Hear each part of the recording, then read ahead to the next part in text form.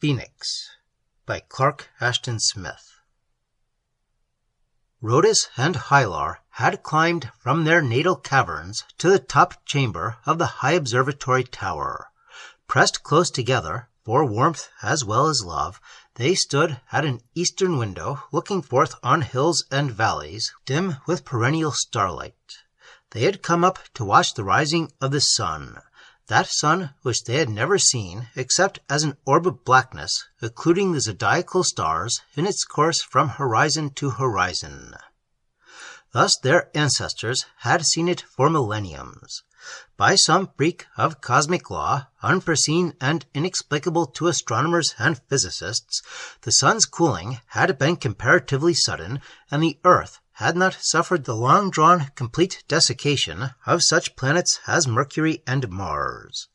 Rivers, lakes, seas had frozen solid, and the air itself had congealed, all in a term of years historic rather than geologic. Millions of the Earth's inhabitants had perished, trapped by the glacial ice, the centigrade cold. The rest, armed with all the resources of science, had found time to entrench themselves against the cosmic night in a world of ramified caverns dug by atomic excavators far below the surface. Here, by the light of artificial orbs and the heat drawn from the planet's still molten depths, life went on much as it had done in the outer world. Trees, fruits, grasses, grains, vegetables were grown in isotope-stimulated soil or hydroponic gardens, affording food, renewing a breathable atmosphere. Domestic animals were kept, and birds flew, and insects crawled or fluttered. The rays considered necessary for life and health were afforded by the sun-bright lamps that shone eternally in all the caverns. Little of the old science was lost, but on the other hand, there was now little advance. Existence had become the conserving of a fire menaced by inexorable night. Generation by generation, a mysterious sterility had lessened the numbers of the race from millions to a few thousands. As time went on, a similar sterility began to affect animals, and even plants no longer flourished with their first abundance. No biologist could determine the cause with certainty.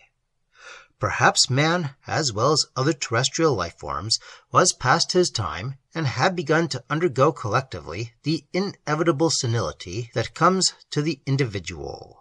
Or perhaps, having been a surface dweller throughout most of his evolution, he was inadaptable to the cribbed and prisoned life, the caverned light and air, and was dying slowly from the deprivation of things he had almost forgotten.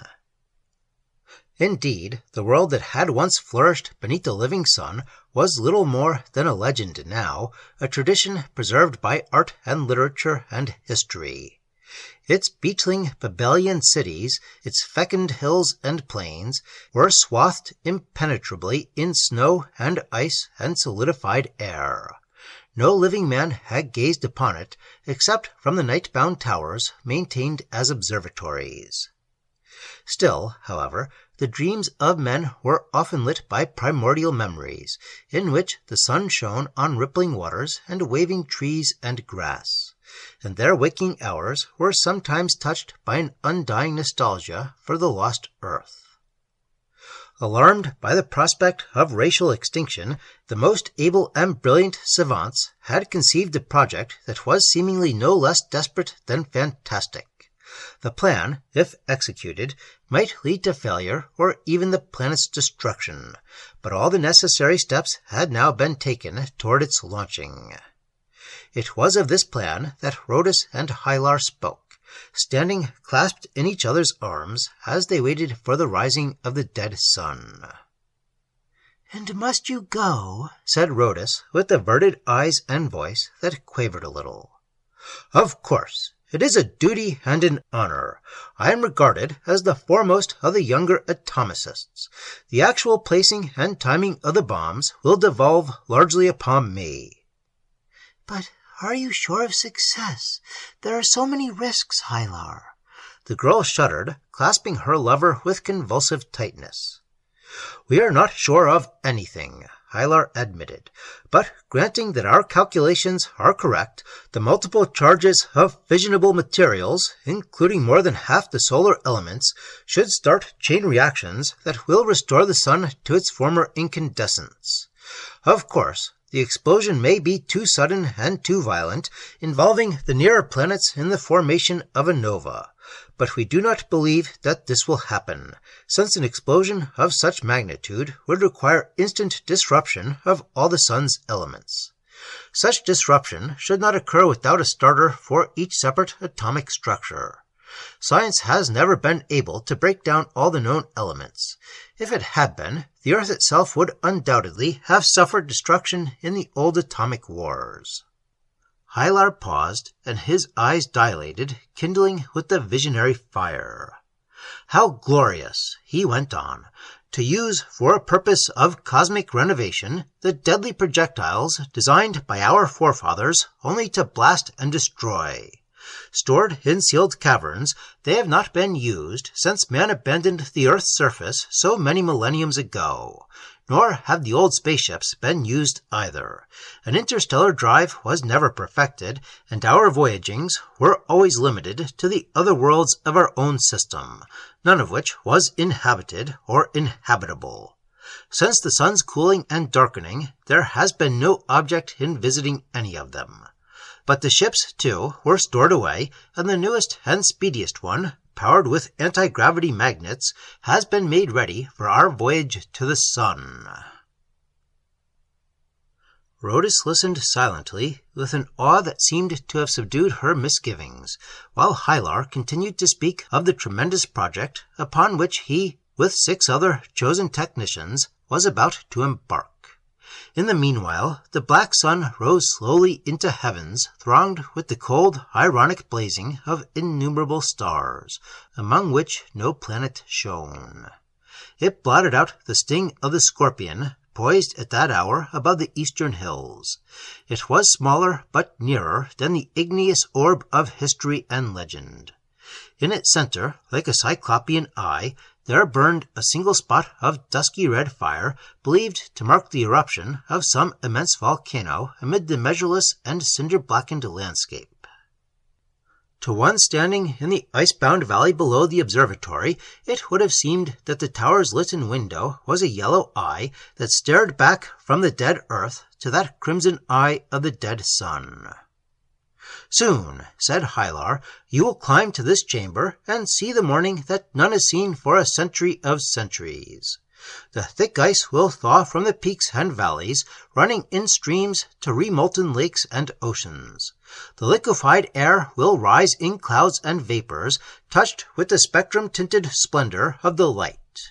Again across earth will blow the winds of the 4 quarters, and grass and flowers will grow, and trees burgeon from tiny saplings, and man, the dweller in closed caves and abysses, will return to his proper heritage." "How wonderful it all sounds," murmured Rhodus.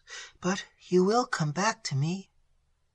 "I will come back to you, in the sunlight," said Hylar. The space vessel, Phosphor, lay in a huge cavern beneath that region which had once been known as the Atlas Mountains. The cavern's mile-thick roof had been partly blasted away by atomic disintegrators. A great circular shaft slanted upward to the surface, forming a mouth in the mountainside through which the stars of the zodiac were visible.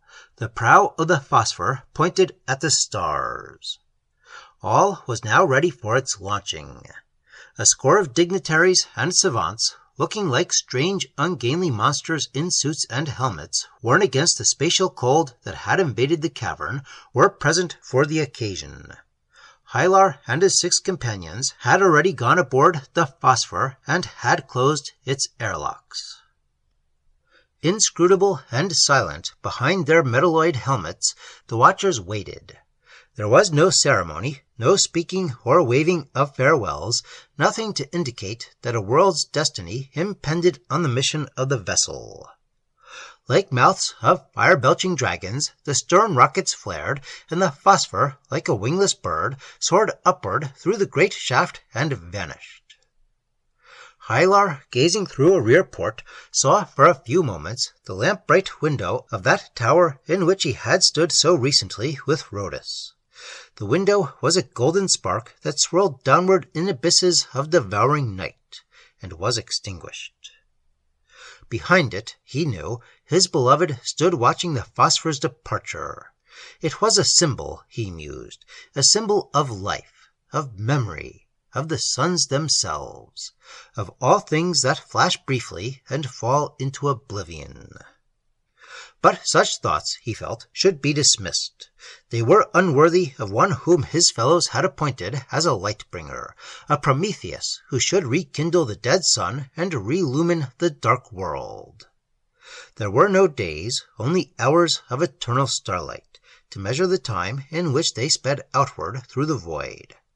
The rockets, used for initial propulsion, no longer flamed astern, and the vessel flew in darkness except for the gleaming Argus eyes of its ports, drawn now by the mighty gravitational drag of the blind sun. Test flights had been considered unnecessary for the Phosphor. All its machinery was in perfect condition, and the mechanics involved were simple and easily mastered. None of its crew had ever been in extraterrestrial space before, but all were well trained in astronomy, mathematics, and the various techniques essential to a voyage between worlds. There were 2 navigators, 1 rocket engineer, and 2 engineers who would operate the powerful generators charged with the negative magnetism reversed to that of gravity, with which they hoped to approach, circumnavigate, and eventually depart in safety from an orb enormously heavier than the system's 9 planets merged into one. Hylar and his assistant, Han Joas, completed the personnel. Their sole task was the timing, landing, and distribution of the bombs. All were descendants of a mixed race with Latin, Semitic, Hamitic, and Negroid ancestry, a race that had dwelt before the sun's cooling in countries south of the Mediterranean, where the former deserts had been rendered fertile by a vast irrigation system of lakes and canals. This mixture, after so many centuries of cavern life, had produced a characteristically slender, well-knit type of short or medium stature and pale olive complexion. The features were often of negroid softness. The general physique was marked by a delicacy verging upon decadence. To an extent surprising, in view of the vast intermediate eras of historic and geographic change, this people had preserved many pre-atomic traditions and even something of the old classic Mediterranean cultures. Their language bore distinct traces of Latin, Greek, Spanish, and Arabic. Remnants of other peoples, those of sub-equatorial Asia and America, had survived the universal glaciation by burrowing underground. Radio communication had been maintained with these people till within fairly recent times, and had then ceased. It was believed that they had died out or had retrograded into savagery, losing the civilization to which they had once attained. Hour after hour, intervalled only by sleep and eating, the Phosphor sped onward through the black, unvarying void. To Hylar, it seemed at times that they flew merely through a darker and vaster cavern whose remote walls were spangled by the stars as if by radiant orbs. He had thought to feel the overwhelming vertigo of unbottomed and undirectioned space. Instead, there was a weird sense of circumspection by the ambient night and emptiness, together with a sense of cyclic repetition, as if all that was happening had happened many times before and must recur often through endless future kalpas. Had he and his companions gone forth in former cycles to the relighting of former perished suns? Would they go forth again to rekindle suns that would flame and die in some posterior universe? Had there always been, would there always be, a Rhodus who awaited his return? Of these thoughts he spoke only to Han Joas, who shared something of his innate mysticism and his trend toward cosmic speculation. But mostly the two talked of the mysteries of the atom and its typhonic powers, and discussed the problems with which they would shortly be confronted. The ship carried several hundred disruption bombs, many of untried potency, the unused heritage of ancient wars that had left chasm scars and lethal radioactive areas some 1,000 miles or more in extent for the planetary glaciers to cover. There were bombs of iron, calcium, sodium, helium, hydrogen, sulfur, potassium, magnesium, copper, chromium, strontium, barium, zinc, elements that had all been anciently revealed in the solar spectrum. Even at the apex of their madness, the warring nations had wisely refrained from employing more than a few such bombs at any one time. Chain reactions had sometimes been started, but fortunately had died out. Hylar and Honjoas hoped to distribute the bombs at intervals over the sun's entire circumference, preferably in large deposits of the same elements as those of which they were composed. The vessel was equipped with radar apparatus by which the various elements could be detected and located. The bombs would be timed to explode with as much simultaneity as possible. If all went well, the phosphor would have fulfilled its mission and traveled most of the return distance to Earth before the explosions occurred. It had been conjectured that the sun's interior was composed of still molten magma covered by a relatively thin crust, a seething flux of matter that manifested itself in volcanic activities. Only one of the volcanoes was visible from Earth to the naked eye, but numerous others had been revealed to telescopic study. Now, as the phosphor drew near to its destination, the others flamed out on the huge, slowly rotating orb that had darkened a fourth of the ecliptic and had blotted Libra, Scorpio, and Sagittarius wholly from view. For a long time, it had seemed to hang above the voyagers. Now suddenly, as if through some prodigious legerdemain, it lay beneath them. A monstrous, ever-broadening disk of ebon, eyed with fiery craters, veined and spotted and blotched with unknown pallid radioactives.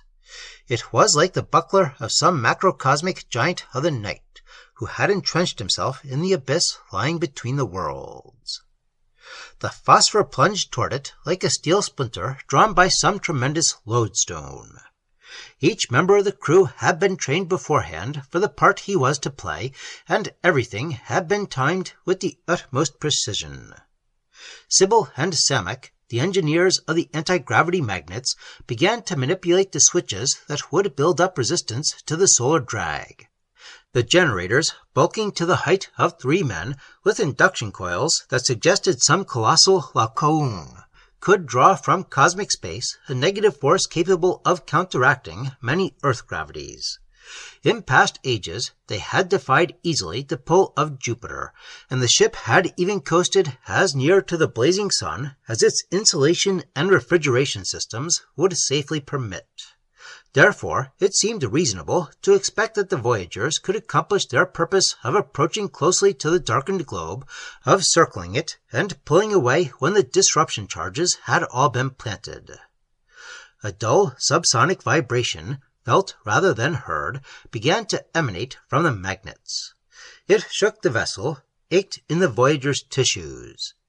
Intently, with anxiety unbetrayed by their impassive features, they watched the slow, gradual building up of power shown by gauge dials on which giant needles crept like horologic hands, registering the reversed gravities one after another till a drag equivalent to that of 15 Earths had been neutralized.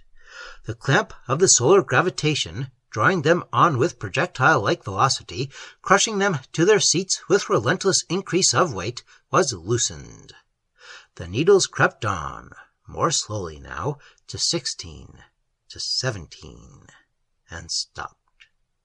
The phosphorus fall had been retarded, but not arrested, and the switches stood at their last notch. Sybil spoke in answer to the unuttered questions of his companions.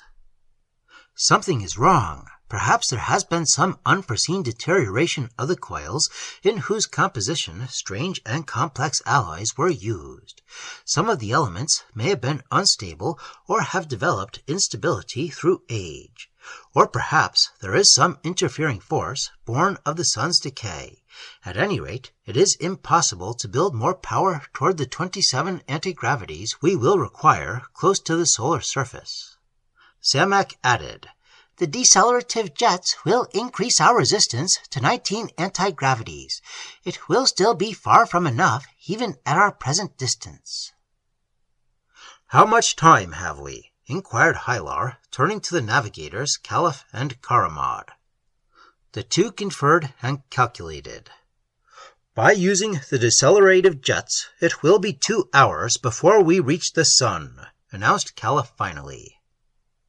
As if his announcement had been in order, Ibano, the jet engineer, promptly jerked the levers that fired to full power the reversing rockets banked in the Phosphor's nose and sides.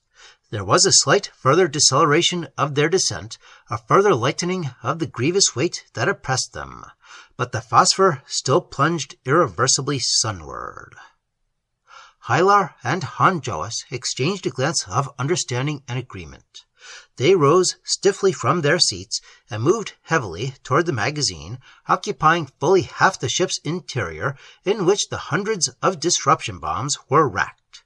It was unnecessary to announce their purpose, and no one spoke either in approval or demur. Hylar opened the magazine's door, and he and Han Joas paused on the threshold, looking back. They saw for the last time the faces of their fellow voyagers, expressing no other emotion than resignation, vignetted, as it were, on the verge of destruction. Then they entered the magazine, closing its door behind them. They set to work methodically, moving back to back along a narrow aisle between the racks in which the immense ovoid bombs were piled in strict order according to their respective elements. Because of various coordinated dials and switches involved, it was a matter of minutes to prepare a single bomb for the explosion. Therefore, Hylar and Han Joas, in the time at their disposal, could do no more than set the timing and detonating mechanism of one bomb of each element. A great chronometer ticking at the magazine's farther end enabled them to accomplish this task with precision. The bombs were thus timed to explode simultaneously, detonating the others through chain reaction at the moment when the phosphor should touch the sun's surface. The solar pull, strengthening as the phosphor fell to its doom, had now made their movements slow and difficult. It would, they feared, immobilize them before they could finish preparing a second series of bombs for detonation. Laboriously, beneath the burden of a weight already trebled, they made their way to seats that faced a reflector in which the external cosmos was imaged. It was an awesome and stupendous scene on which they gazed. The sun's globe had broadened vastly, filling the nether heavens. Half seen, a dim, unhorizoned landscape, fitfully lit by the crimson, far-sundered flares of volcanoes, by bluish zones and patches of strange radioactive minerals, it deepened beneath them, abysmally disclosing mountains that would have made the Himalayas seem like hillocks, revealing chasms that might have engulfed asteroids and planets. At the center of this cyclopean landscape burned the great volcano that had been called Hephaestus by astronomers. It was the same volcano watched by Hylar and Rhodus from the observatory window. Tongues of flame 100 miles in length arose and licked skyward from a crater that seemed the mouth of some ultramundane hell. Hylar and Han Joas no longer heard the chronometer's portentous ticking, and had no eyes for the watching of its ominous hands. Such watching was needless now. There was nothing more to be done, and nothing before them but eternity. They measured their descent by the broadening of the dim solar plain, the leaping into salience of new mountains, the deepening of new chasms and gulfs in the globe that had now lost all semblance of a sphere. It was plain now that the phosphor would fall directly into the flaming and yawning crater of Hephaestus. Faster and faster it plunged, heavier grew the piled chains of gravity that giants could not have lifted. At the very last, the reflector on which Hylar and Han Joas peered was filled entirely by the tongued volcanic fires that enveloped the phosphor. Then, without eyes to see or ears to apprehend, they were part of the pyre from which the sun, like a phoenix, was reborn. Rhodus, climbing to the tower after a period of fitful sleep and troublous dreams, saw from its window the rising of the rekindled orb. It dazzled her, though its glory was half-dimmed by rainbow-colored mists that fumed from the icy mountain-tops. It was a sight filled with marvel and with portent. Thin rills of downward-threading water had already begun to fret the glacial armor on slopes and scarps, and later they would swell to cataracts, laying bare the buried soil and stone. Vapors that seemed to flow and fluctuate on renascent winds swam sunward from lakes of congealed air at the valley's bottom. It was a visible resumption of the elemental life and activity so long suspended in hibernal night. Even through the tower's insulating walls, Rhodus felt the solar warmth that later would awaken the seeds and spores of plants that had lain dormant for cycles. Her heart was stirred to wonder by the spectacle, but beneath the wonder was a great numbness and a sadness like unmelting ice.